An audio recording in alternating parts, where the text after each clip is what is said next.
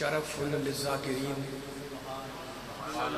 وشکرہ فوز للشاکرین وطاعتہ نجات للمطیعین والصلاة والسلام والتحیۃ والاکرام علی اشرف النبیین وخاتم المرسلین سیدنا و مولانا ابی القاسم محمد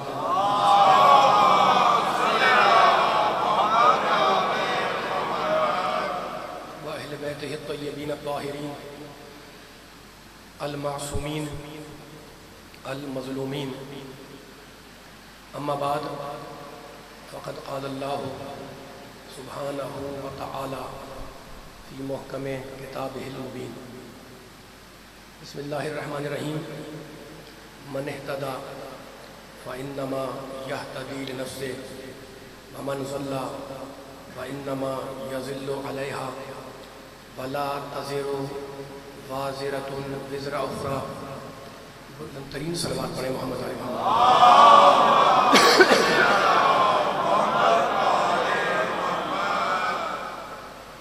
سامعین کرام، آزاد گرامی قدر، اس مجلس ترحیم سے خطاب کی سعادت اور خطاب کا شرف حاصل کرنے کے لیے میں نے آپ بزرگوں اور نوجوانوں کے سامنے سورہ مبارکہ بنی اسرائیل کی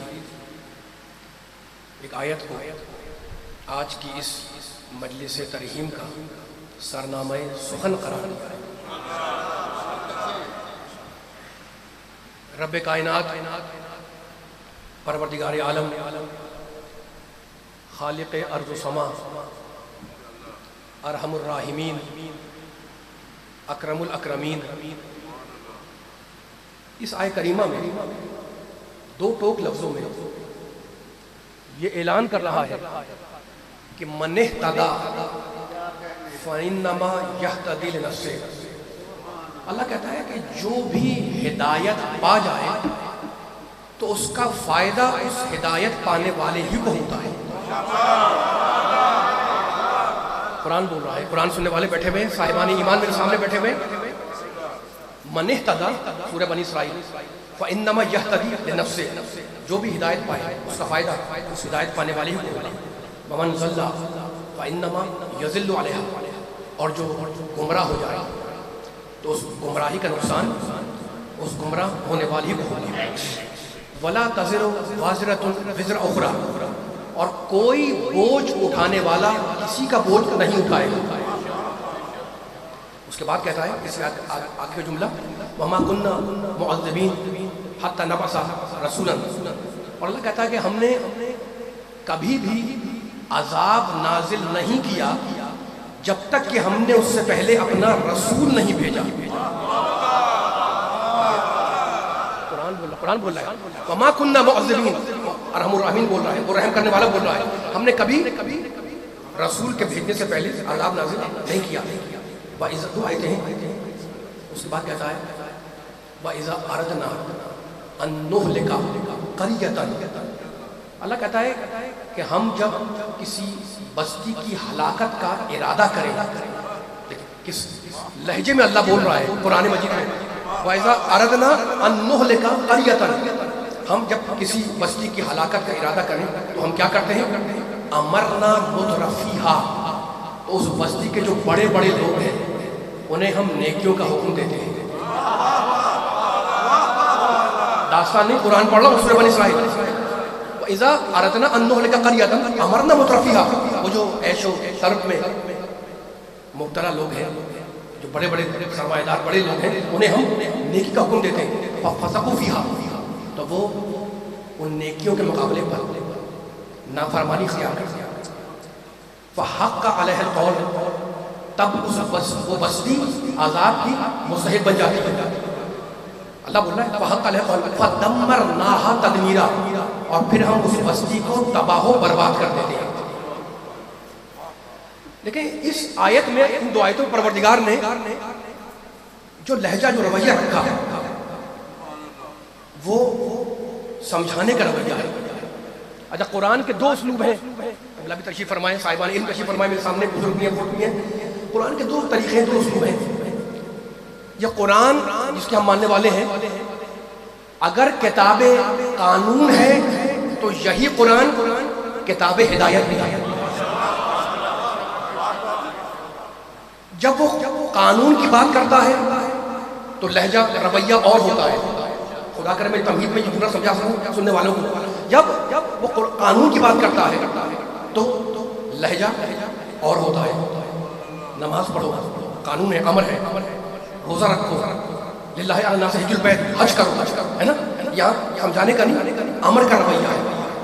تو جب قانون کی بات کریں تو وہاں رویہ امر کا ہے, آرڈر کا ہے.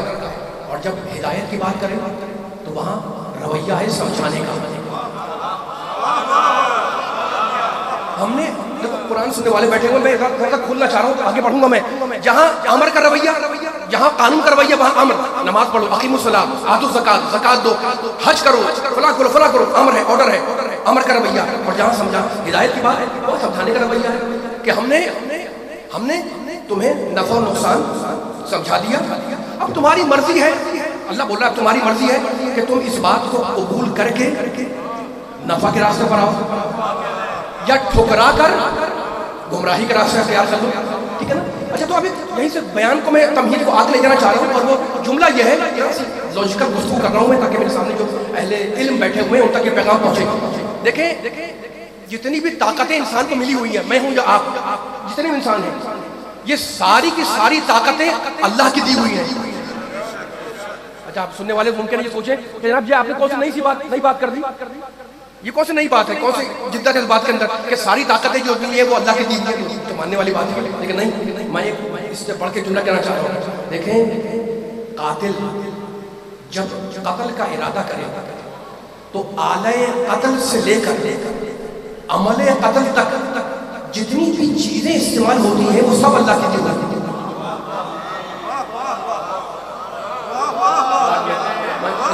وہی تو بول رہا ہوں میں. نعوذ باللہ, نعوذ باللہ, قاتل اگر قتل کرے تو آلہ قتل سے لے کر جو چیز بھی, پستول ہو, ریوالور ہو, خنجر ہو, اس سے لے کر عمل قتل تک جتنی بھی چیزیں استعمال ہو رہی ہیں, سوچتے رہیے گا, وہ سب کے سب اللہ کی دی ہوئی ہیں. میں مثال دے دوں, وہ طاقت, وہ عقل جس سے انسان اسلحہ بناتا ہے, وہ عقل اللہ کی دی ہوئی ہے. اچھا وہ ہاتھ, جس ہاتھ سے اس نے وہ اسلحہ بنایا, خنجر کیا ریوالور جو بھی, وہ ہاتھ اللہ کا دیا ہوا. ٹھیک ہے نا. اچھا تو اب وہ خنجر جس لوہے سے بنا وہ لوہا اللہ کا بنایا ہوا, ہاتھ بھی اللہ کا دیا ہوا, وہ طاقت عقل جو بنا رہی ہے وہ اللہ کی دی ہوئی. وہ خنجر جس لوہے سے مٹیریل سے بنا رہے ہیں وہ مٹیریل, وہ لوہا, وہ حدید, وہ آہن, وہ اللہ کا دیا ہوا. ٹھیک ہے نا. اب آگے بڑھے. اب جب خنجر کو اس قاتل نے اٹھایا, تو میں مثال دے رہا ہوں سمجھانے کے لیے, میرے سامنے اہل علم بیٹھے ہوئے, توجہ کریے گا, اگر میری بات پہنچ گئی انشاءاللہ بیان آگے بڑھے گا. اب اس قاتل نے اس خنجر کو اٹھایا, تو جس طاقت سے اس خنجر کو اٹھایا وہ طاقت بھی اللہ کی دی ہوئی, اور جب اس نے وہ خنجر کسی پہ استعمال کیا تو وہ طاقت بھی اللہ کی دی ہوئی. یہ میں بیان تو کر رہا تھا, اس لیے بیان کر رہا تھا کہ اللہ تمہیں مجبور کر کے نہیں روکتا, طاقتیں دے کے روکتا ہے. مجبور کر کے نہیں روکتا, اللہ مل کے سارے مجبور نہیں روکتا. خدا شان خدا ہی یا بڑا بات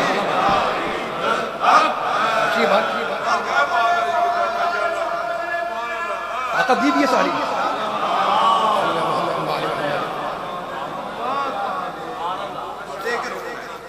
اچھا اب طاقت کی بات ہو رہی ہے, ایک جملے کو میں آگے بڑھاؤں گا.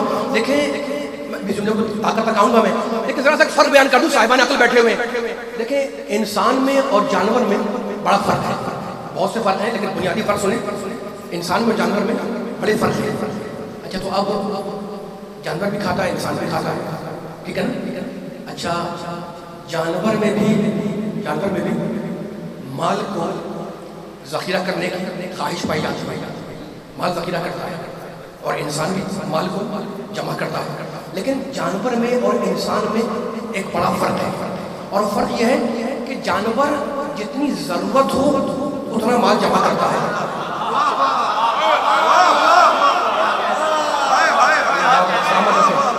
جانور ہے لیکن جتنی ضرورت ہے اتنا مال جمع کر لے گا، اور انسان ضرورت سے بڑھ کر جمع کرتا ہے نا۔ اچھا تو اب گفتگو ہو رہی تھی عقل کے اوپر، اور فرق میں نے بیان کر دیا جانور میں اور انسان میں، بنیادی فرق سمجھ میں آ گیا؟ نہیں، بڑھ کی جملہ کر رہا ہوں۔ اچھا تو جانور جتنی ضرورت ہے، جتنی اس کی نیسیسریز ریکوائرمنٹ ہے، مال جمع کر لے گا، ذخیرہ کر لے گا۔ انسان ضرورت سے بڑھ کر وہ چیز جمع کرے گا۔ تو اب مجھے بتائیں، میں کوئی آیت نہیں پڑھ رہا ہوں، عقلی طور پر اب کوئی ایسی طاقت چاہیے جو یہ طے کرے کہ انسان کو کتنا جمع کرنا ہے، کتنا نہیں کرنا ہے۔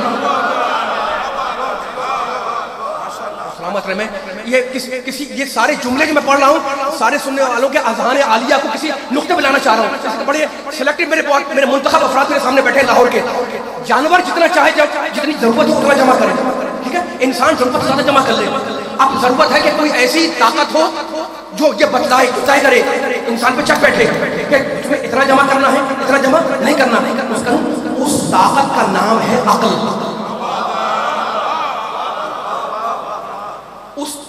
وہ عقل بتلائے گی کہ تمہیں اتنا جمع کرنا ہے، اتنا جمع نہیں کرنا۔ اب عقل کی طاقت صاحبان عقل کے سامنے بیان کر رہا ہوں۔ دیکھیں غصہ بری چیز ہے، ٹھیک ہے نا؟ سب جانتے ہیں غصہ بری چیز ہے، لیکن یقین جانیے گا، خدا کرے جملہ پہنچ جائے، میں پھر کہہ رہا ہوں غصہ بری چیز ہے۔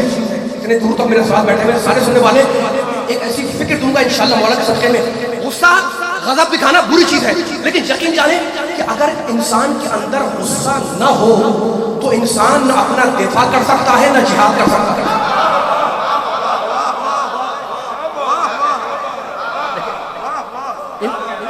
اگر انسان سوچے گا، دیکھیں ایک ایک جملے میں پورے مضامین ہیں، ایک ایک جملے میں پورے مضامین ہیں جو سمیٹ کے بیان کر رہا ہوں، وقت نہیں ہے۔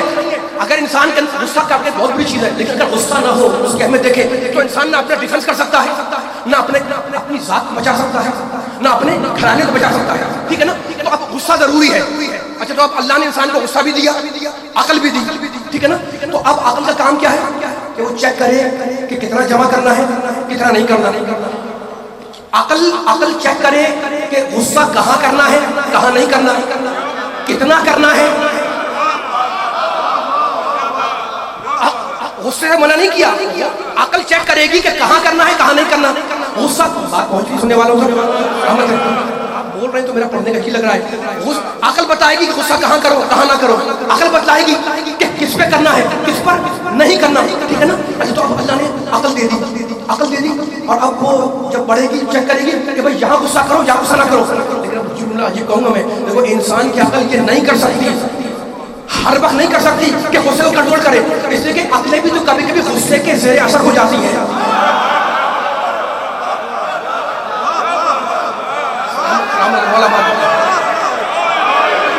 جو سارے سننے والوں کی ایک پیغام ایک مرکز پہ لانا چاہ رہا ہوں، سارے سننے والے میرے ساتھ آ جائیں تاکہ مرکز پہ لے کے آ جاؤ۔ عقل کا رول ہے، عقل رول پلے کرے گی کہ غصے کو کنٹرول کرے، یہاں کرو جہاں نہ کرو، اتنا کرو اتنا نہ کرو، اتنی مقدار میں صحیح ہے، اتنی مقدار میں ناجائز ہے، لیکن عقل بھی تو غصے کے زیر اثر ہو جاتی ہے نا، ٹھیک ہے نا؟ تو اب کوئی تیسری طاقت چاہیے جو اس عقل کو کنٹرول کرے، اور اس کا نام ہے نبوت۔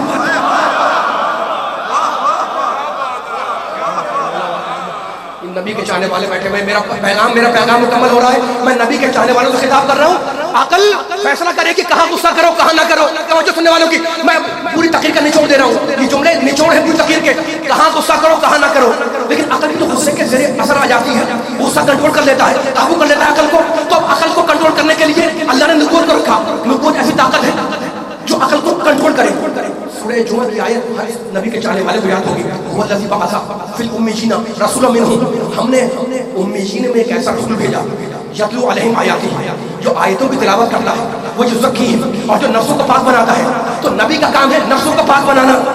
نبی جب آیا اللہ کے پاس سے تو یہ سوچ کر آیا کہ مجھے خراب نفس کو پاک کرنا ہے۔ نبی جب آیا اللہ کے پاس سے، تو سامنے کی بات کر رہا ہوں، قرآن کو کھول رہا ہوں، تو یہ سوچ کر آیا کہ مجھے خراب نفسوں کو پاک کرنا ہے۔ تو سوچیں جو خراب نفسوں کو پاک بنانے آئے اس کا نفس کتنا پاک ہوگا۔ یہ نبی کے کلمہ پڑھنے والے بیٹھے ہوئے.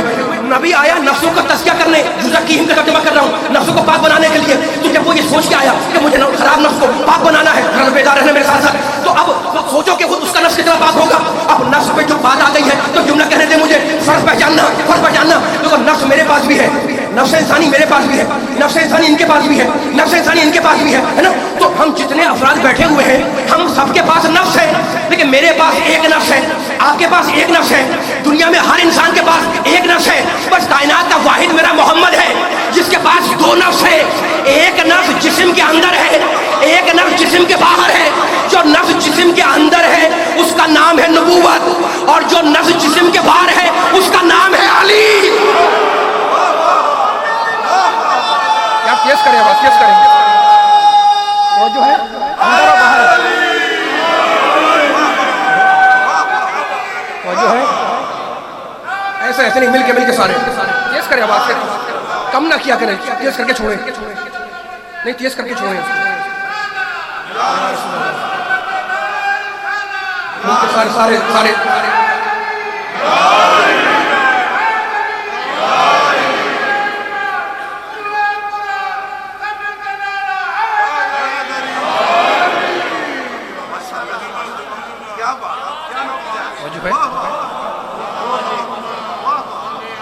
جو ہے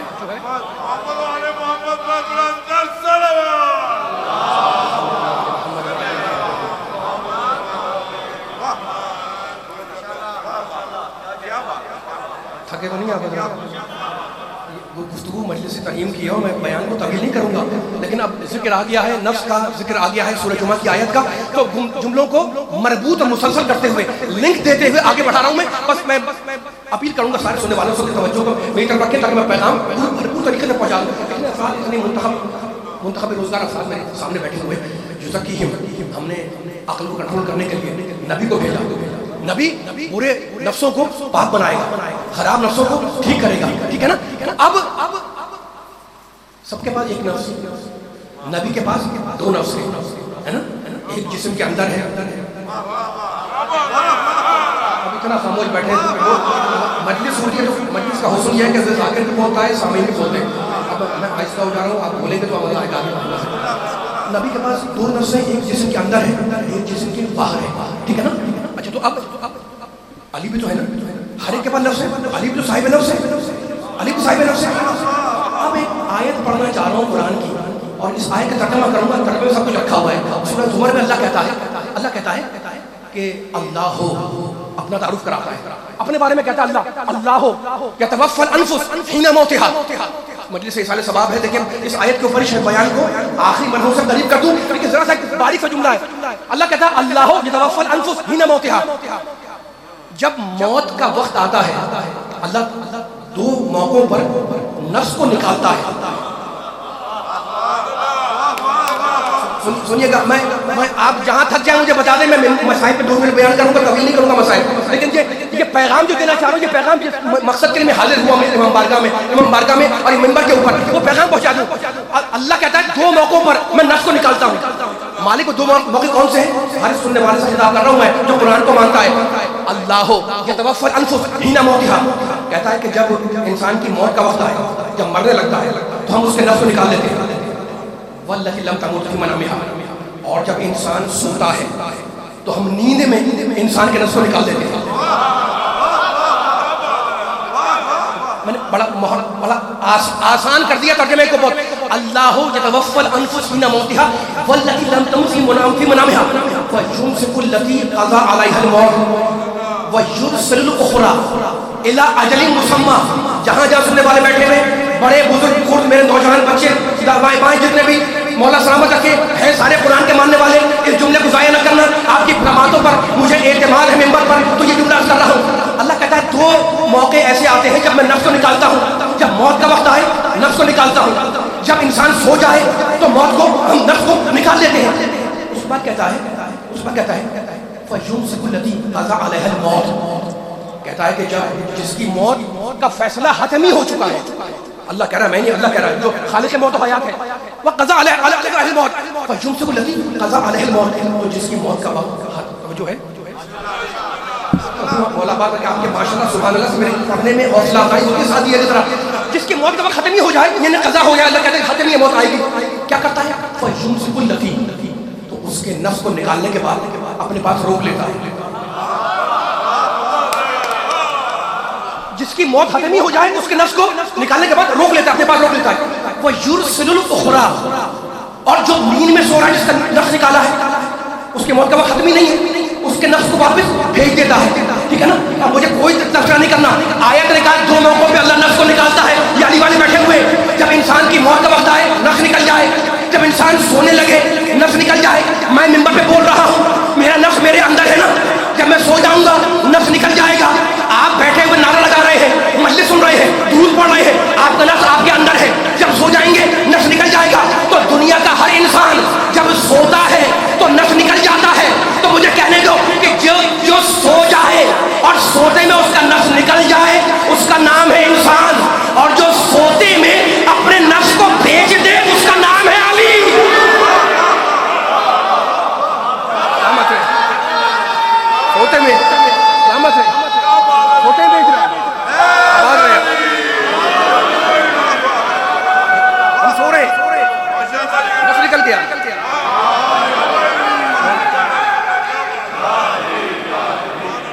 نفس نکل گیا.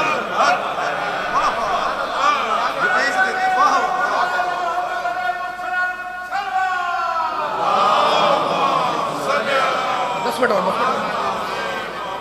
5-10 منٹ اور. اتنی دل جمی اور اتنی بیداری اور اتنے انہماک کے ساتھ میرے ہر سننے والے کی توجہ میرے جملوں کی طرف ہے. میں آپ کا سب کا شکر گزار ہوں. اتنے ارباب علم میرے سامنے بیٹھے ہوئے ہیں جو میری کجوج بیانیوں کو اپنے ذہن کو سپرد کرتے جا رہے ہیں. ٹھیک ہے نا, تو اب بیان طویل نہیں ہوگا, میں مصائب سے قریب ہونے لگوں گا, لیکن اب ذکر آیا ہوا ہے میرے نبی کا اور ذکر آیا ہوا ہے قرآن کا, اور یہ جو میرے سننے والے بیٹھے ہوئے ہیں یہ نبی کے بھی ماننے والے, قرآن کے بھی ماننے والے, نماز پڑھنے والے, ہے نا. اور ہم امام بارگاہ میں مسجد میں یہاں پہ بیٹھے ہوئے ہیں, نماز کا بھی ذکر ہے, قرآن کا بھی ذکر ہے, حدیث کا بھی ذکر ہے, علی کا بھی ذکر ہے, نفس نبی کا بھی ذکر ہے, سب کا ذکر ہو رہا ہے. اب دیکھو دوسرے پارے میں اللہ نے رب العالمین نے جہاں حکم دیا نماز کا, بہت سی جگہوں پہ دیا. ابھی میں نے آپ سے عرض کیا اقیموا الصلاۃ, نماز کا حکم ہے. تو دو بنیادی چیزیں یاد رکھیے گا. اول جو میں نے بیان کی, کتاب ہدایت بھی ہے, کتاب قانون بھی. جہاں آرڈر کرے گا وہاں سمجھانے کا نہیں, حکم کا رویہ ہے. اور جہاں پر ہدایت ہے وہاں سمجھائے گا کہ ہم نے نفع نقصان بتلا دیا, چاہے مانو چاہے نہیں مانو. بہت سی آیتیں آپ کے ذہن میں ہوں گی, ان کو نہیں پڑھنا, یہ بنیادی بات آپ کے ذہن میں آ گئی. اب اللہ کہتا ہے سَيَقُولُ السُّفَهَاءُ مِنَ النَّاسِ مَا وَلَّاهُمْ عَنْ قِبْلَتِهِمُ الَّتِي كَانُوا عَلَيْهَا قُلْ لِلَّهِ الْمَشْرِقُ وَالْمَغْرِبُ يَهْدِي مَن يَشَاءُ إِلَىٰ صِرَاطٍ مُسْتَقِيمٍ. جتنے پیچھے دائیں بائیں بیٹھے ہیں میرا ساتھ یہ کہ سب سے مل اللہ کہتا ہے کہ رسول یہ بے وقوف لوگ اعتراض کرتے ہیں کہ مسلمانوں نے اپنے پہلے قبلے سے منہ کیوں پھیرا. قرآن ہے, بے وقوف کہتے ہیں مسلمانوں نے اپنے پہلے قبلے سے روح گردانی کیوں کی. قل, دوسرا پارا, قل رسول کہہ دو ان سے بے وقوفوں سے, للہ المشرق والمغرب, مشرق اور مغرب دونوں اللہ کے لیے. یہدی من یشاء الی صراط مستقیم. تین چار آیتوں کی چین ہے جو آپ کو ہدیہ کر رہا ہوں, اور بیان کو یہ مکمل کر دوں گا, مسائل پہ آ جاؤں گا. رسول ان سے کہہ دو کہ مشرق بھی اللہ کے لیے, مغرب بھی اللہ کے لیے. یہدی من یشاء الی صراط مستقیم, اللہ جس کی بھی چاہتا ہے سیدھے راستے کی ہدایت کر دیتا ہے. ٹھیک ہے نا. یہ میں ذکر کر رہا تھا نبی کا, نفس نبی کا, اور یہ نبی کے چاہنے والے بیٹھے ہوئے ہیں. اب میں جو جملہ پڑھ رہا ہوں قرآن کا پڑھا نہیں میں نے. اب دیکھیں یہ جو جملہ پڑھ رہا ہوں میں, یہ نبی کے چاہنے والوں کے لیے قرآن میں اللہ نے کہا کہ رسول بے وقوف کہتے ہیں کہ قبلہ کیوں بدلا. اور بعد میں اسی سورے میں بعد والی آیت میں اللہ کہتا ہے وَمَا جَعَلْنَا الْقِبْلَةَ الَّتِي كُنْتَ عَلَيْهَا إِلَّا لِنَعْلَمَ مَن يَتَّبِعُ الرَّسُولَ مِمَّن يَنْقَلِبُ عَلَىٰ عَقِبَيْهِ. رسول بے وقوف کہتے ہیں قبلہ کیوں بدلا, اور اللہ کہتا ہے میں نے قبلہ بدلوا دیا, اور میں قبلہ بدلوا کر یہ بتلانا چاہتا ہوں کہ کون زبانی کلمہ پڑھتا ہے, کون دل سے تیری پیروی کرتا ہے.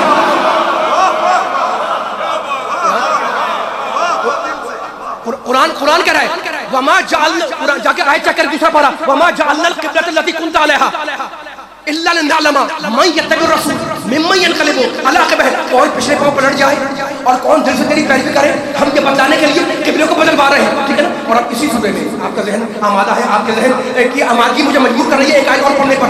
اسی سورے میں اسی پارے میں پھر اللہ نے آیت ارشاد فرمائی، اور یہ آیت پہ قصیدہ ہے میرے پیارے نبی کی شان میں، کائنات کا سب سے بڑا نبی محمد، کائنات کا سب سے بڑا رسول محمد، کائنات کا سب سے بڑا امام محمد، کائنات کا سب سے بڑا رہبر محمد. اس کے لیے اللہ نے کہا اسی سورے کے اندر کیا کہا؟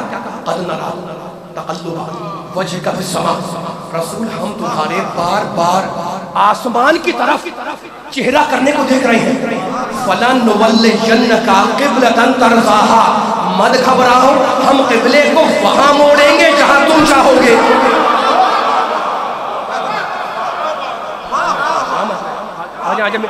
میرے ساتھ آ جائیں، مل کے آ جائیں، ساتھ آ جائیں، فیصلہ ہو جائے. مجلس کا حسن یہی ہے، دیکھو ذاکر بھی بولتا ہے، سننے والے آڈینس سامعین محترم سننے والے جس کے دل میں نبی کی محبت ہے، ہر سننے والا میرے جملوں کو پک کر رہا ہے اور میرے ساتھ ساتھ چل رہا ہے، تو مل کے فیصلہ ہو جائے گا. ساتھ دیجیے گا. قد نرا تقلب وجهك في السماء فلنولينك قبلة ترضاها فول وجهك شطر المسجد الحرام وحيث ما كنتم فولوا وجوهكم شطرا. ہم تمہارے بار بار آسمان کی طرف چہرہ کرنے کو دیکھ رہے ہیں، ہم قبلے کو وہاں موڑیں گے. ترضاها، جہاں تمہاری مرضی ہوگی. مولا بات رکھے، بڑا سلامت رکھے، سلامت ہے. میں شکر گزار ہوا آپ کا اتنی دیر سے میرے کہتے بیانیاں سن رہے ہیں، لیکن 10 منٹ میرا ساتھ دیں. ہم قبلے کو وہاں موڑیں گے ترضاها، جہاں تو راضی ہوگا. ترضا کے معنی تو نہال ہو جائے گا، تو راضی ہو جائے گا. کس نے کہا؟ اللہ نے. کس سے کہا؟ نبی سے. کیا کہا؟ ترضاها. میں ایک ایک جملے کو کھول رہا ہوں. تو راضی ہوگا، ترضا کے معنی تو راضی ہوگا. اللہ نے نبی سے کہا تو راضی ہوگا، اور میرے نبی نے میرے علی سے کہا اما ترضا، علی کیا تو راضی نہیں ہے کہ میں موسیٰ تو ہارون؟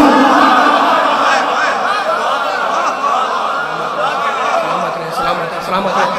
چہرے کھل رہے ہیں، ہاتھ اٹھ رہے ہیں، نبی و علی کے فضائل پر خوش ہو رہے ہیں. مولا نبی کے چاہنے والوں کو خوش آباد رکھے جو تذکرہ قرآن، تذکرہ نبی و علی سننے کے لیے جہاں بیٹھا ہوا ہے. ہم قبلے کو وہاں موڑیں گے جہاں تو راضی ہوگا، تو نہال ہوگا. تو اللہ نے نبی سے کہا کہ تو راضی ہوگا، نبی نے علی سے کہا اما ترضا. متفق بین الفریقین روایت ہے، میرے پاس حوالے موجود ہے. اما ترضا ان اکون منی بمنزلۃ ہارون من موسیٰ. علی کیا تو راضی نہیں ہے؟ نبی کہہ رہے ہیں کیا تو راضی نہیں ہے کہ میں اپنے زمانے کا موسیٰ، میں ہوں موسیٰ، تو اپنے زمانے کا ہارون، میں موسیٰ، تو ہارون. تو راضی نہیں ہے؟ اس جملے کی گہرائی تک اگر چلنا ہے تو ذرا مجمع میرے ساتھ ساتھ چلے. آدم نبی ہے، توجہ، آدم نبی ہے، لیکن آدم کی میں بیداری دیکھنا چاہ رہا ہوں. آدم نبی ہے لیکن آدم کی تمنا ہے کہ میرا اللہ مجھ سے راضی ہو جائے. نوح نبی ہے لیکن نوح کی تمنا ہے کہ میرا اللہ مجھ سے راضی ہو جائے. ابراہیم نبی ہے، ابراہیم کی تمنا کہ میرا اللہ مجھ سے راضی ہو جائے. یعنی موسیٰ چاہتے ہیں کہ اللہ راضی ہو، عیسیٰ چاہتے ہیں کہ اللہ راضی ہو، خضر چاہتے ہیں کہ اللہ راضی ہو، الیاس چاہتے ہیں کہ اللہ راضی ہو، داؤد چاہتے ہیں کہ اللہ راضی ہو، سلیمان چاہتے ہیں کہ اللہ راضی ہو. اولیاء کی تمنا اللہ راضی ہو، اوصیاء کی تمنا اللہ راضی ہو، انبیاء کی تمنا اللہ راضی ہو، اوصیاء کی تمنا اللہ راضی ہو، امتی کی تمنا اللہ راضی ہو. تو 1.25 لاکھ انبیاء کی تمنا کہ اللہ راضی ہو جائے.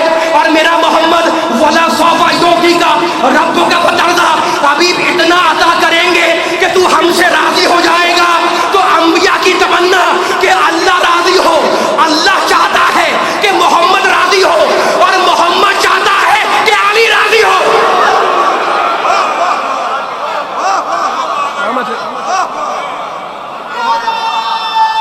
بولے بھائی،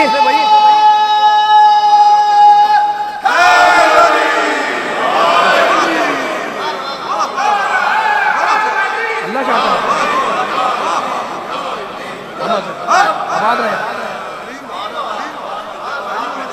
اتنی بلند صلوات مل کے محمد والے محمد.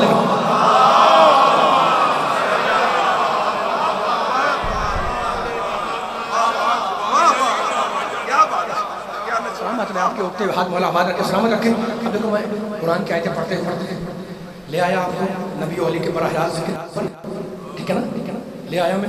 اور اول و آخر نسبت دارت. میں نے اول میں آپ سے کہا تھا کہ قرآن میں 2 طرح کے اسٹائل ہیں، ایک کتاب ہدایت، ایک کتاب قانون. ٹھیک ہے نا، حکم آ رہا ہے اقیموا الصلاۃ، نماز پڑھو. اچھا تو اب جہاں پر قانون دینا ہے وہاں آرڈر کا حکم، آرڈر کر رہا ہے، آرڈر کا اسٹائل. اور جہاں سمجھانی ہے بات، ہدایت کرنی ہے، بات سمجھا دیا. یہ راستہ ہے برائی کا، یہ راستہ ہے اچھائی کا. ہدیناہم النجدین، ہم نے تمہیں 2 راستوں کی ہدایت کر دی، اس راستے پہ آؤ یا اس راستے پہ جاؤ. بس میں اب طویل نہیں کروں گا بیان کو، لیکن ایک ذرا سی باریک مقام فہم قرآن ہے. فہم قرآن کی منزل ہے جو مل کے ہمیں طے کرنی ہے. اپنے مسائل پہ شاید آ جاؤں گا انشاءاللہ, میرا ساتھ دیے گا. دیکھیں غدیر میں ابھی غدیر کو منا کے بیٹھے ہیں, آیت آئی تھی یا ایھا الرسول بلغ.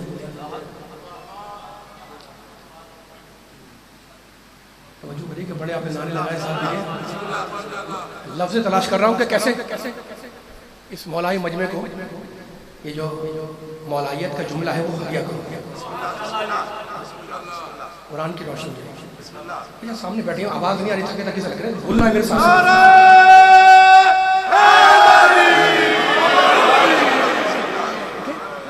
اس پیغام پر, علی کی مولائیت پر, علی کی ولایت پر, یہ پیغام ہے کہ اپنی نسل کی تربیت کرو. ولایت علی پر, علی کی مولائیت پر پوری نسل کی تربیت ہونی چاہیے, ٹھیک ہے نا. اس لیے کہ میں نہیں کہہ رہا ہوں, اللہ نے کہا وَإِن لَمْ تَفْعَلْ فَمَا بَلَّغْتَ رِسَالَتَهُ. اچھا ترجمہ آپ کے ذہن میں آ گیا ہے, لیکن میں ترجمہ نہیں کر رہا, میں ایک مثال دینا چاہ رہا ہوں قرآن کی. ابھی جو میں نے پڑھی تھی آیت اسی کو ذرا کھول رہا ہوں تاکہ پھر اس آیت کا لطف آ جائے. توجہ کریے گا. دیکھیے قرآن میں آیت ہے اقیموا الصلاۃ, نماز پڑھو. یعنی کتنا امپورٹنٹ حکم ہے کہ اللہ کہتا ہے نماز پڑھو اور مشرک مت بنو. کتنی اہم, کتنی امپورٹنٹ عبادت ہے نماز, کہ نماز پڑھو مشرک مت بنو. ٹھیک ہے, اب میں اس جملے پہ نہیں جا رہا ہوں, اس چھوٹے سے جملے پہ لے, اقیموا الصلاۃ, نماز پڑھو, چھوٹا سا جملہ ہے نا.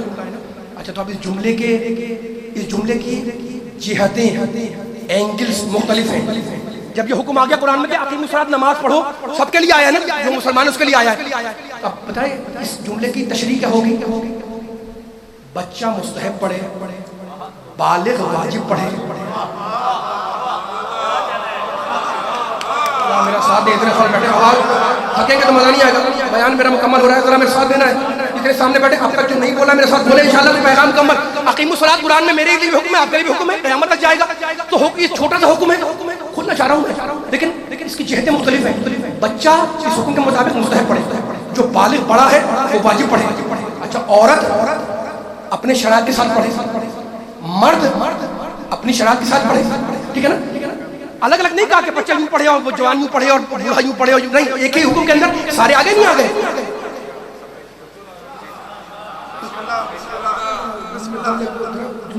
کریں جتنے سامنے بیٹھے خود سے کہہ رہا ہوں میں.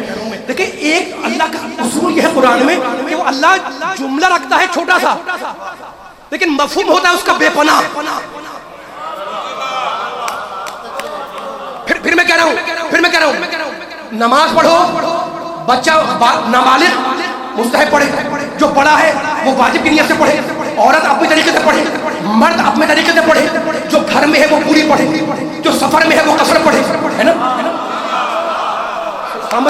مریض بیٹھ کے پڑھے, بیٹھ کے نہیں پڑھ سکتا, لیٹ کے پڑھے, لیٹ کے نہیں پڑھ سکتا, اشارے سے پڑھے. ایک حکم میں یہ سارے حکم آ گئے نا, الگ الگ نہیں کہا. مولا سلامت کیا بات ہے کیا کو. تو قرآن کا یہ اصول ہے کہ وہ جملہ رکھتا ہے چھوٹا سا اور اس میں مفہوم ہوتے ہیں بے پناہ, سینکڑوں جملے آ جاتے ہیں. بس یہی اللہ نے اس آیے غدیر میں کیا. وَإِن لَمْ تَفْعَلْ فَمَا بَلَّغْتَ رِسَالَتَهُ. رسول اگر تم نے وہ نہ پہنچایا تو کچھ نہ پہنچایا. مطلب یہ تھا کہ رسول سے کہا کہ وہ نہ پہنچایا تو کچھ نہ پہنچایا. امت سن لے, اگر وہ نہ مانا تو کچھ نہ مانا.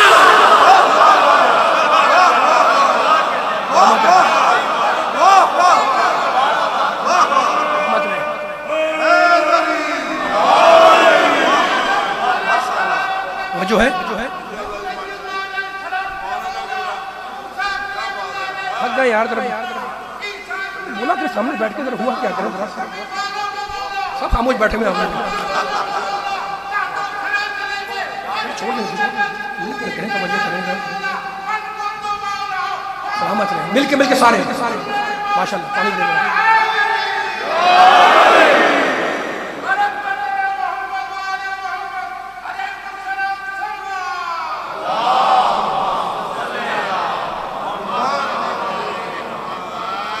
جملے پڑھوں اور تھکے تو نہیں ہیں, تھکے تو نہیں ہیں سب سننے والے. میں پھر ان جملوں کو, آپ کا شکر گزار ہوں, میں پھر ان جملوں کو دہرا رہا ہوں. کوئی تمہید نہیں باندھ رہا, کوئی آیت نہیں پڑھ رہا, لیکن قرآن کا اسلوب یہ ہے کہ جملہ رکھتا ہے اللہ چھوٹا سا اور اس میں جملے میں سے سینکڑوں جملے نکلتے ہیں. ٹھیک ہے نا. بس یہی اللہ یہاں پہ کیا, اقیموا الصلاۃ, نماز پڑھو, بچہ مستحب پڑھے, بڑا واجب پڑھے، عورت اپنی شرائط سے پڑھے، مرد اپنی شرائط سے پڑھے، سفر والا اپنے طریقے سے پڑھے، گھر والا اپنے طریقے سے پڑھے، مریض بیٹھ کے پڑھے، لیٹ کے پڑھے، اشارے سے پڑھے، صحیح ہے نا؟ ایک جملے میں سارے حکم آ گئے. یہی اللہ نے غدیر میں کیا. یا ایھا رسول بلغ، رسول اگر تو نے وہ نہ پہنچایا تو کچھ نہ پہنچایا. یعنی رسول تو نے وہ نہ پہنچایا، علی کی مولائیت کچھ نہ پہنچائی. امت سن لے، اگر اسے نہ مانا تو کچھ نہ مانا. مورخ سن لے، اگر وہ نہ لکھا تو کچھ نہ لکھا. ذاکر سن لے، اگر وہ نہ پڑھا تو کچھ نہ پڑھا. مجمع سن لے، اگر وہ نہ سنا تو کچھ نہ سنا.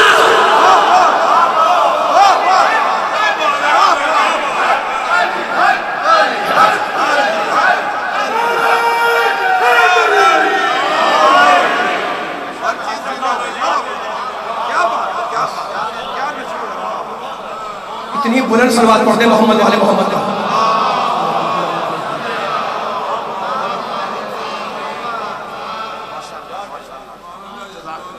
اللہ آباد رکھے، دیکھیں آپ کی آوازیں آ رہی ہیں، سلامت رکھے. من کن تو مولا ہو، ٹھیک ہے نا؟ اچھا تو اب ایک نفسیاتی سے بات کرنا چاہ رہا ہوں. بیان میرا ختم ہو گیا تقریباً، لیکن غدیر کا ذکر آ گیا تو جملہ سنیں.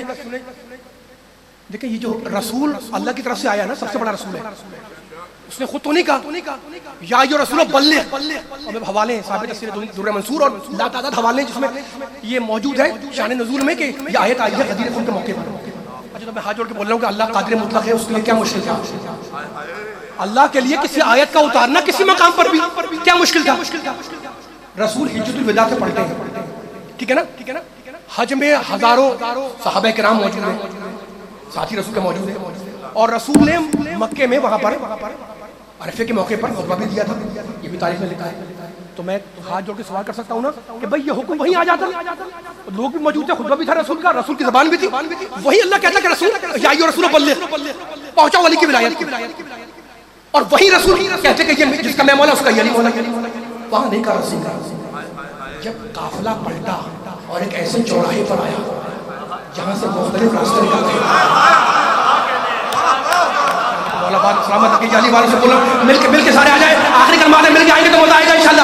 جب ایسے موقع، ایسی مرحلے پہ، ایسی جگہ پہ قافلہ پہنچا، ایسے تالاب، ایسی جگہ پر جہاں سے مختلف راستے نکل رہے ہیں. میں نہیں کہہ رہا ہوں، تاریخ کہہ رہی ہے، کوئی حضر موت کو، کوئی مصر کو، کوئی مدینے کو، کوئی کہیں الگ راستے نکل رہے تھے. وہاں جب قافلہ پہنچا، اچھا اس زمانے میں گاڑیاں تھیں، نہ ہوائی جہاز، نہ ٹرین، اونٹوں کی سواریاں تھیں. سواریاں پہنچ گئی، لوگ پہنچ گئے.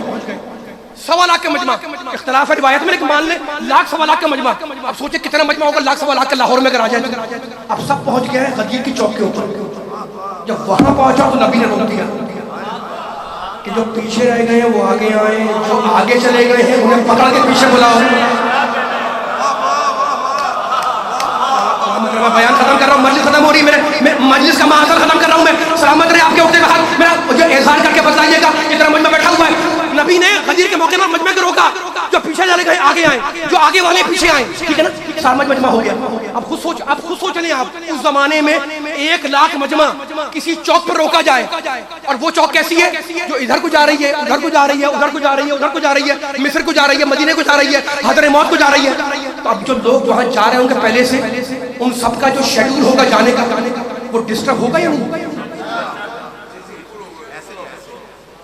میرا جملہ مکمل ہو گیا، آپ نے سن لیا، میرا جملہ مکمل ہو گیا. دائیں میں بیٹھے سے میں کہہ رہا ہوں، نبی نے غدیر کے میدان میں اس جگہ پر، چوک پر مجمع روک کر سارے مسافروں کے شیڈول کو ڈسٹرب کر دیا، روک کے ڈسٹرب کر دیا کہ رک جاؤ، تم بھی آ جاؤ، تم بھی آ جاؤ، تم بھی آ جاؤ، ٹھیک ہے نا؟ اچھا مجھے بتائیں یہ نبی نے کیا کیوں؟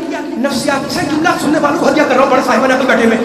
آپ لاہور میں جب ہوتے ہیں اور سفر کرتے ہیں تو اپنے گھر والوں سے کہہ کے جاتے ہیں جناب کہ میں جا رہا ہوں اسلام آباد، اور مثلاً اتوار کے دن 2 بجے آ جاؤں گا، اور وقت مقررہ پہ آپ پہنچ گئے، گھر والے کو اطمینان ہو گیا کہ جو ٹائم کیا تھا اس سے پہنچ گیا.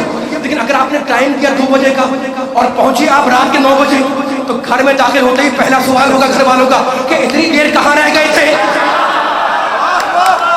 گھر میں داخل ہونا بند رکھے، داخل ہوتے ہی پہلا سوال ہوگا کہ اتنی تاخیر کہاں رہ گئے تھے. تو نبی نے تاخیر کروا کے ہر گھر میں غدیر کا پیغام پہنچا دیا کہ جب ساتھی حاجی دیر سے اپنے گھروں کو پہنچے تو ہر گھر والا پوچھے کہ بھائی کہاں رہ گئے تھے.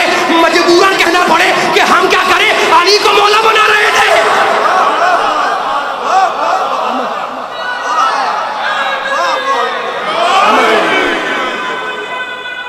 ماشاءاللہ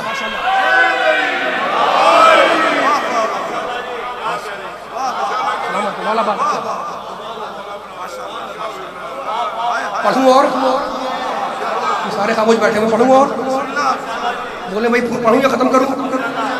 سلامت ہے، یہ علی کا ذکر ہے، میں علی کا ذکر اپنے نبی کی زبان سے کر رہا ہوں. نبی نے ہاتھ کو بلند کیا اور کہا جس کا میں مولا اس کا یہ علی مولا. میری جان قربان نبی کے جملے کے اوپر کہ جس کا مولا وعدہ کے اٹھتے ہاتھوں کو تمہارے ہاتھ اٹھائے ہوئے ہیں. یاد کرنا نبی نے غدیر میں ہاتھ کو بلند کر کے علی کو مولا بنایا تھا کہ جس کا میں مولا اس کا یہ علی مولا. میرے نبی نے بتا دیا کہ تلاوت آیات ہم کریں گے، تشریح آیات علی کریں گے، توضیح آیات ہم کریں گے، تفسیر آیات علی کریں گے، جنگ و تنزیل قرآن ہم کریں گے، جنگ و تعمیل قرآن علی کریں گے، تاسیس ایمان ہم کریں گے، تکمیل ایمان علی کریں گے، تحریک نبوت ہم کریں گے، تائید نبوت علی کریں گے، زندگی ہم سنواریں گے، تقدیر کو علی پلٹائیں گے، اور چاند ہم شق کریں گے، سورج کو علی لوٹائیں گے.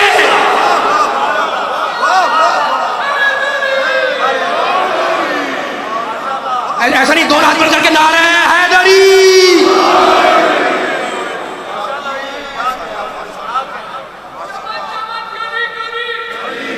مل کے سارے ماشاءاللہ ماشاءاللہ.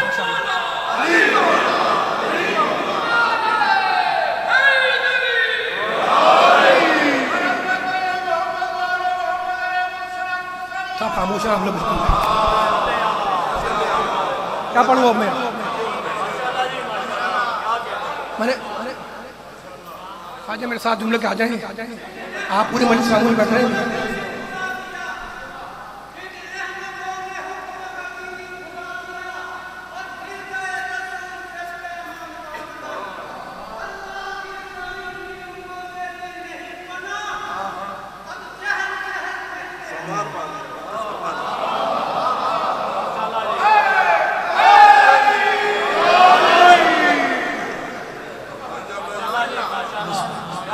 مجلس میری ختم ہو گئی، مجلس میری ختم ہو گئی. میں نے آپ سے اجازت لے لی، لیکن میں نے نبی اور علی کے چاہنے والوں کے سامنے نبی اور علی کا ذکر کو چھیڑا ہے نا.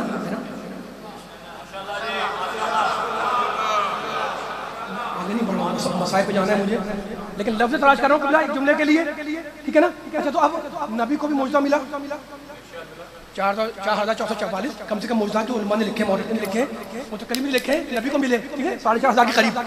اچھا تو اس میں سے ایک معجزہ ہے شق القمر.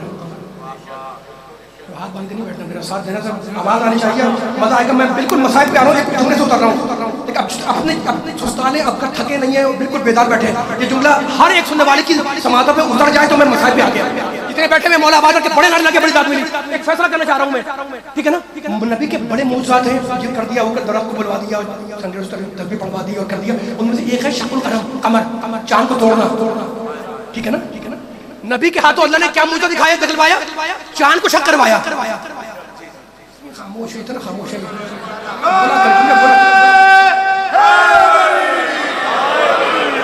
میں ردم بنا رہا ہوں تاکہ آپ کا ذہن آ جائے. جملہ تو مجھے ایک ہی بیان کرنا ہے، کوئی آیت کوئی حدیث نہیں پڑھنا، لیکن جملہ کرنا ہے، ایک سوال قائم کرنا ہے بزرگوں سے، نوجوانوں سے. نبی کے ہاتھوں اللہ نے چاند کے ٹکڑے کرائے، شق القمر، ٹھیک ہے نا، اور علی کے ہاتھوں سے سورج کو پلٹایا. سب جانتے ہیں کہ چاند ہوتا ہے چھوٹا.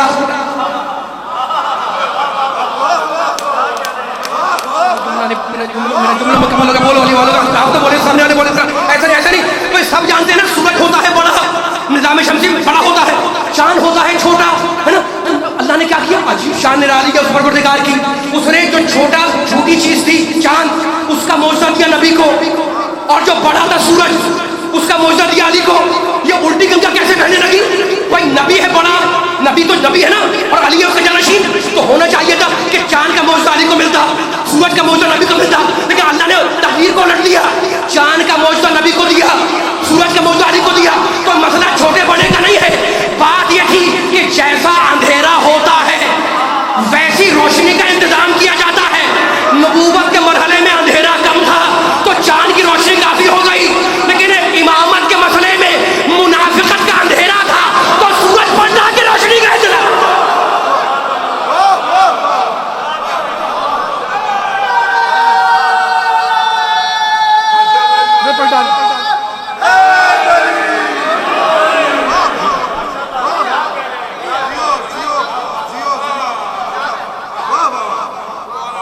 ساری کائنات کی فضیلتیں سمٹ جائیں، علی بن جائے. شمس و قمر سورج ہر چیز کی زینت کا نام ہے علی. جو کائنات کی زینت ہو اس کا نام ہے علی، اور جو اپنے باپ کی زینت بن جائے اس کا نام ہے زینب.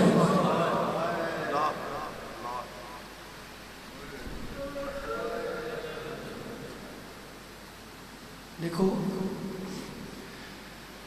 ہم نہ روتے ہیں حسین ابن علی پر، اگر ہمارے رسول کا رونا ثابت نہ ہو. عصر عاشور جب آئی،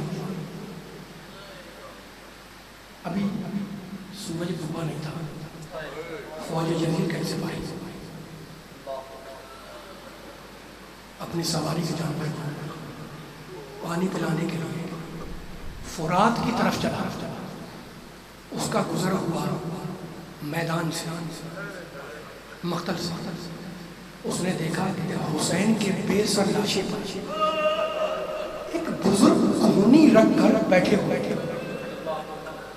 کبھی آسمان کو دیکھتے اور کبھی لاشیں کو دیکھتے، اور دو جملے کہتے ہیں، ولدی قتلوک، بیٹے ان لوگوں نے تجھے قتل کر دیا. آپ کی آواز میں ومن شرب ماء منعو، اور بیٹے تجھے ایک گھونٹ پانی بھی نہیں دیا. سپاہی بنی والوں یہ کون ہے؟ اس نے آواز سنی، اپنے جانور کو کھینچتا ہوا جلے ہوئے خیموں کے پاس آیا اور کہا سجاد تمہارے خاندان کا کوئی مرد حسین کی لاشیں پر ہوا ہے، جاؤ اسے بلا کر لاؤ. تو لوگ کہنے لگے مردوں میں کسی کو میرے علاوہ زندہ بھی چھوڑا ہے؟ کہا سجاد خدا کی قسم میں نے اپنی آنکھوں سے دیکھا. تو کہا اے شخص نے پہچانا نہیں؟ احمد مختار اپنے نواسے کے لاشیں پر رو رہے. یہ رونا فقط حسین کی گردن کٹ جانے کا نہیں ہے. سنو یہ رونا اس زخمی کان پر ہے جس سے گوشوارہ نوچ کے نکالا گیا. یہ رونا اس سر برہنہ قافلے پر ہے جو کربلا سے کوفے اور کوفے سے شام لے جایا گیا. مقتل میں لکھا ہے کہ محرم کی آخری تاریخیں تھیں جب اہل حرم کا لٹا ہوا قافلہ ایسے مقام پر پہنچا جہاں سے شہر دمشق نظر آ رہا تھا. قافلے کو ہوا گیا. زہر ابن قیس حسین ابن علی کا سر لے کر یزید کے دربار میں پہنچا، سر پیش کیا اور کہا کہ امیر وہ قیدی آ گئے جنہیں کربلا میں اسیر کیا تھا. کہا رک جاؤ رک جاؤ رک جاؤ رک جاؤ. اپنے مشیر بلائے، وزراء بلائے، بڑے بڑے سردار جو بڑے بڑے لوگ تھے نا اس کے، ان کو جمع کیا اور کہا کہ بڑے گھرانے کے قیدی آئے ہیں نا؟ کہا کہ ہاں امیر. آپ کی آوازیں بلند ہیں، آپ رو رہے ہیں، آپ پہ چھوٹ ہے لیکن میں سنیں گے. کہا ہاں امیر بڑے گھرانے کے قیدی آئے. کہا جب بڑے گھرانے کے قیدی آتے ہیں تو کیا کیا جاتا ہے؟ کہا امیر عوام کو اتنی مہلت دی جاتی ہے کہ وہ اپنے لیے نیا لباس لباس، گھروں کا رنگ روغن مکمل کروا، سڑکیں صاف کروائی جاتی ہیں، شہر کی آئینہ بندی کروائی جاتی ہے. کہا کتنے دن درکار ہے؟ کہا 3 ہفتے. کہا بہت زیادہ ہیں. کہا اچھا امیر 2 ہفتے کی مہلت دے. یزید نے کہا کہ 2 ہفتے بھی بہت زیادہ ہیں. کہا اچھا امیر پھر 3 دن کی مہلت دے. کہا جاؤ ہم نے تمہیں 3 دن کی مہلت دی. رونے والوں 3 دن تک دمشق والے نئے لباس سلواتے رہے، سڑکیں صاف کرواتے رہے اور 3 دن تک آل محمد کا لٹا ہوا قافلہ دن کی دھوپ اور رات کے شبنم میں دمشق کی شاہراہ پہ کھڑا رہا. سن لیا آپ نے؟ یکم سفر آئی، یکم سفر کو اجازت ملی کہ قافلے کو دربار میں لایا جائے. قافلہ شہر میں داخل ہوا. شام کا مرکزی بازار تھا. قافلہ داخل ہوا. رونے والوں میں کیسے عرض کروں، شام کا مرکزی بازار تھا اور آپ کو شام کی زیادہ سی کریں اور اتنا اجتحام تھا کہ نہ قافلہ آگے بڑھ سکتا تھا نہ پیچھے. کئی گھنٹوں تک قافلہ ایک مقام پر رکا رہا اور اس دن سے اس جگہ کا نام ہے باب الساعات. ساعات کا دروازہ، گھنٹوں کا دروازہ. جس مقام پر سید سجاد کا ناکہ تھا اس کے سامنے ایک مسجد تھی. ایک مرتبہ مسجد کا دروازہ کھلا، ایک بوڑھا شامی نکلا. اس نے قیدی کو غور سے دیکھا اور کہا خزرکم اللہ، اللہ نے تمہیں رسوا کیا. سید سجاد نے سر کو بلند کیا اور کہا اللہ ہمیں کیوں رسوا کرے گا؟ انما یرید اللہ لیذھب عنکم الرجس اہل البیت. شامی گھبرا گیا، شامی گھبرا گیا. کہا یہ آیت تو اہل بیت کی شان میں نازل ہوئی، یہ تو نے کیوں پڑھی؟ سجاد نے دوسری آیت پڑھی، فقل تعالوا ندعو ابناءنا وابناءکم. بوڑھا شامی ہے نا، پھر گھبرایا. کیا کہہ دی یہ آیت اس میں نازل ہوئی؟ وہ پہلے کی بات ہے کہ تو کیوں پڑھا؟ سجاد نے تیسری آیت پڑھی، وَيُطْعِمُونَ الطَّعَامَ عَلَىٰ حُبِّهِ مِسْكِینًا وَیَتِیمًا وَاسِیرًا. شامی پھر گھبرایا. کہا کہہ دی یہ آیت اس میں نازل ہوئی جب حسنین نے روزہ رکھا تھا. یہ تو ان آیتوں کو کیوں پڑھ رہا ہے جو آل محمد کی شان میں نازل ہوئی؟ رونے لگے سجاد. کہا وہ آل محمد ہم ہی تو ہیں.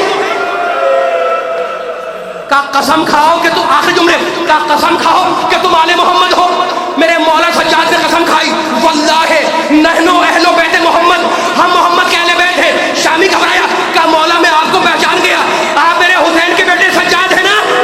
اور رو کے کتنا گیا. کہا مولا میں آپ کو پہچان گیا، بس اتنا اور بتلا دے یہ بیبیاں کون ہیں؟ اجرکم اللہ. خدا آپ کو سوائے غم حسین سے کوئی غم نہ دے. مولا یہ بیویاں کون ہیں؟ میں آپ کو پہچان گیا. رو کر کہنے لگے ارے یہ محمد کی نواسیاں ہیں، یہ فاطمہ زہرا کی بیٹیاں ہیں. شامی نے ہاتھ جوڑے، بس آپ رو چکے، آپ رو چکے، میں ممبر چھوڑ رہا ہوں. شامی نے ہاتھ جوڑے، کہا مولا میں بوڑھا ہو گیا ہوں، جہاد نہیں کر سکتا، چاہتا ہوں کہ ناقے کے سامنے لیٹ جاؤں تاکہ ناقہ مجھے کچلتا ہوا گزر جائے. کہا شامی ایسا کیوں چاہتا ہے؟ کہا مولا ایسا اس لیے چاہتا ہوں کہ جب قیامت کا دن ہو اور میں رسول اللہ کے سامنے جاؤں تو ان سے کہہ سکوں کہ یا رسول اللہ میں نے دنیا میں بڑے گناہ کیے لیکن آپ کی بیٹی زینب کی صورت نہیں دیکھی.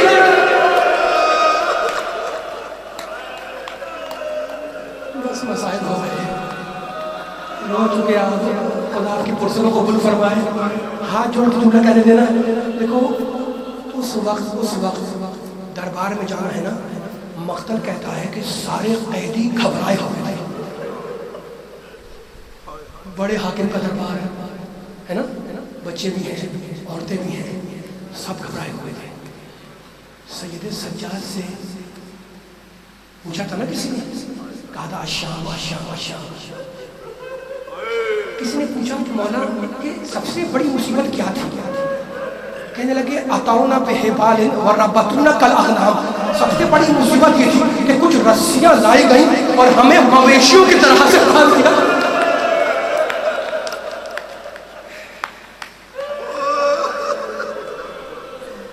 کسی کا گلا، کسی کی کلائی، کسی کا بالو، کسی کے پھول.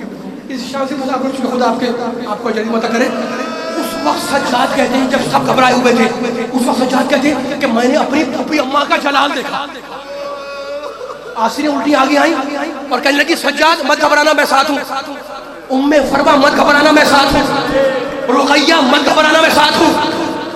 دیکھو 7 دروازے تھے، 7 دروازے، اور ان دروازوں سے گزر کر اہل حرم کو جانا ہے. اور ہر دروازہ خالی نہیں تھا، ہر دروازے پر داہنے بائیں 5-5 سو سپاہی کھڑے تاکہ قیدیوں پر روب جمے. اور بیوی ایک ایک کو سمجھا کے لے جا رہی کہ مت گھبرانا میں ساتھ ہوں. سنو گے؟ پہلا دروازہ گزرا، دوسرا دروازہ گزرا، تیسرا دروازہ گزرا، چوتھا گزرا. بیوی ایک کو سمجھا کے آگے بڑھ رہی تھی. جب 7واں دروازہ آیا جس کے بعد دربار تھا، دربار نشین تھے، تو بیوی ایک مرتبہ زمین پر بیٹھ گئی. سارے قیدی زمین پر بیٹھ گئے. سجاد آئے، کہا پھوپھی اماں آپ تو کہہ رہی تھی مت گھبراؤ، آپ خود گھبرا گئی؟ کہا نہیں بیٹے نہیں، میں گھبرائی نہیں. کہا پھوپھی اماں یہ بیٹے کیوں؟ کہا بیٹے میرے بابا نے 21ویں ماہ رمضان کو اپنا زخمی سر میرے کانڈھے پہ رکھا تھا اور کہا تھا زینب ایک دن تجھے دربار میں جانا ہوگا، مت گھبرانا، میں ساتھ چلنے کے لیے آؤں گا. تو سجاد میں اپنے بابا کا انتظار کر رہی ہوں، یہ کہہ کے کھڑی ہوئی، آواز